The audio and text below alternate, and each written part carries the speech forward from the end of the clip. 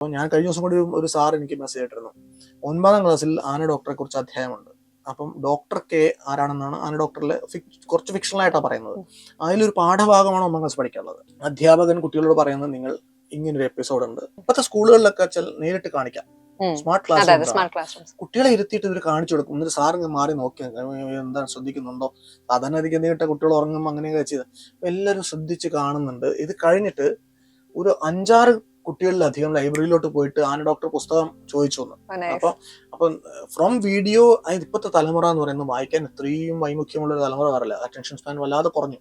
അപ്പൊ attention span കുറഞ്ഞ കുട്ടികൾ വീഡിയോ കണ്ടിട്ട് ഒന്ന് ഇൻട്രീഗ്ഡ് ആവണം. അവർ കാണാൻ, വായിക്കാൻ, ആ വായന എന്ന് പറയുന്ന കൈമോശം വന്നുകൊണ്ടിരിക്കുന്ന കല തിരിച്ചു പിടിക്കണം. കാരണം അതിന്റെ സുഖം എന്താണെന്നും അതിന്റെ രസം എന്താണെന്നും തിരിച്ചറിയുന്ന തലമുറയാണ് എൻ്റെത്. വായന എന്ന് പറഞ്ഞ സുഖത്തിലേക്ക് തിരിച്ചു വരാനുള്ള ഒരു അവസരം കൂടിയായിരിക്കും കുട്ടികൾക്ക് ഈ പരിപാടി കാണുക. അതിന്റെ റെഫറൻസസിലേക്ക് നമ്മൾ റെഡിലി റെഫറൻസസ് കൊടുക്കുന്നുണ്ട്.